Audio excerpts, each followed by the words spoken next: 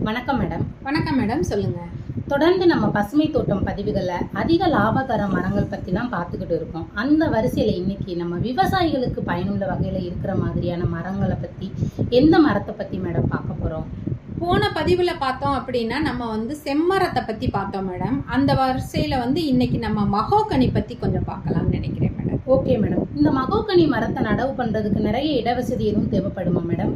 Mahogany மரத்தை பொறுத்த அதிகமாக நிழல் இருக்காது. அதனால உங்களுக்கு விவசாய நிலங்களில் வரப்பு ஓரங்கள்லேயே கூட நடலாம் மேடம்.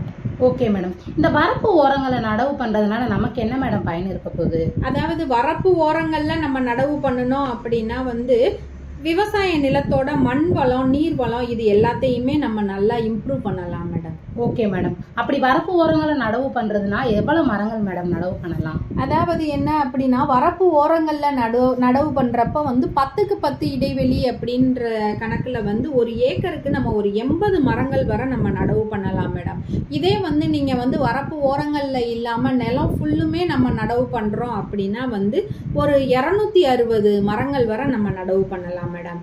Okay madam. இதுக்கு இட வசதி கம்மின்னு தான் சொல்றீங்க. அப்பனா விவசாய நிலங்களை தவிர்த்து நம்ம வீடுகளையும் வச்சு வளர்க்கலாமா மேடம்? தாராளமா வளர்க்கலாம். இப்போ நகர்ப்புறங்கள்ல கூட ஒரு தெருவில் நம்ம வரிசையா இந்த மரங்களை வச்சு நடவு பண்ணலாம் மேடம். அப்படி நடவு பண்ணுறப்ப நகர்ப்புறங்கள்ல இருக்கக்கூடிய மக்களுக்கு காற்றை நல்லா சுத்தப்படுத்தி கொடுக்கும் இந்த மரம். Okay madam. ஏற்கனவே நம்ம பல பதிவுகளில் மரத்தில் நிறைய வகைகள் பற்றிலாம் பார்த்துருக்கோம். அதே மாதிரி இந்த மகோகனிலையும் வகைகள் எதுவும் இருக்கா மேடம்? ஆமாம் மேடம். இந்த மகோகனிலையுமே நமக்கு வகைகள் இருக்குது. அதாவது என்ன அப்படின்னா Indian mahogany, khaya mahogany, African mahogany இப்படின்னெல்லாம் நிறைய வகைகள் இருக்குது மேடம்.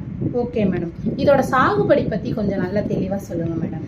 அதாவது சாகுபடி அப்படின்னு பார்த்தோம்னா இதுக்கு ஃபஸ்ட்டு மண் தேர்வு தான் மேடம். இப்போ மண் தேர்வு அப்படின்றது பார்த்தீங்கன்னா இந்த வகையான மரங்களுக்கு நமக்கு ஒரு மணல் கலந்த களிமண், மணல் கலந்த செம்மண் இதெல்லாமே ஒரு ஏற்ற மண்ணாக இருக்கும்.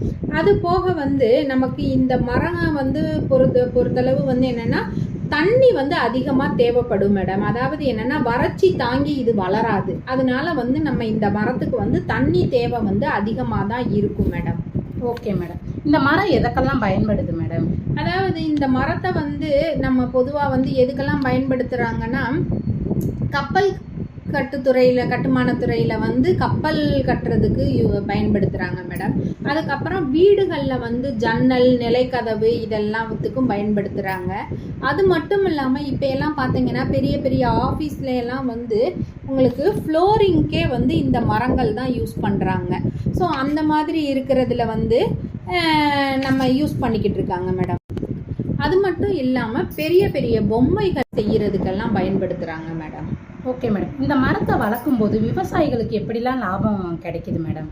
அதாவது என்ன அப்படின்னா இந்த மரத்தை நம்ம குறைஞ்சது ஒரு 10லேருந்து 15 வருஷம் வரை நல்லா வளர்த்தாதான் மேடம் நல்ல ஒரு லாபம் கிடைக்கும்.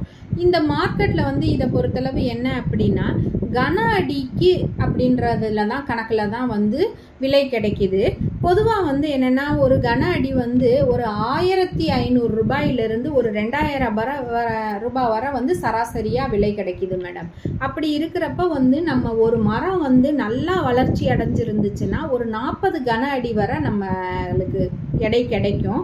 அந்த படி பார்த்தோம்னா ஒரு மரத்துக்கே நமக்கு ஒரு 60,000 ரூபாய் வரை நமக்கு கிடைக்கும் மேடம். அந்தந்த மண்ணோட வளத்தை பொறுத்து அந்த மரத்தோட வளர்ச்சி இருக்கும். அதனால நமக்கு குறைஞ்சது ஒரு 15 வருஷம் வரை நம்ம அந்த மரத்தை வளர்த்துருக்கணும் மேடம். Okay madam. விவசாயிகளுக்கு வருமானத்தை கொடுக்கறத தாண்டியும் வேற என்ன பயன்லாம் இந்த மரத்தை வளர்க்கும் போது கிடைக்கும் மேடம்? அதாவது என்ன அப்படின்னா இந்த மரத்தை நம்ம வளர்க்குறப்போ மண் அரிப்பை இது பொதுவாக தடுக்குது மேடம். அதனால அதிகமாக நிலச்சரிவு இருக்க மாதிரி இடங்களில் இந்த மரத்தை நம்ம நடவு பண்ணி வளர்க்கலாம். அது மட்டும் இல்லாமல் நம்ம வரப்பு ஓரங்களில் நடவு பண்ணுறோம் அப்படின்னு சொல்கிறோம். அப்போ வரப்பு ஓரங்களில் இந்த மரங்களை நடவு பண்ணுறப்ப நீர் வளத்தையும் நில வளத்தையும் அதாவது மண் வளத்தையும் இந்த மரம் அதிகப்படுத்தும்.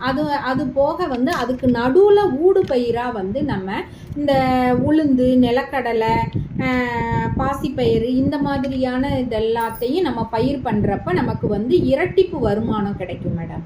Okay madam. இந்த மகோகனி மரத்தை பற்றி நல்லா தெளிவாக விளக்கமாக நீங்கள் சொன்னதுக்கு ரொம்ப நன்றி மேடம். நன்றி மேடம்.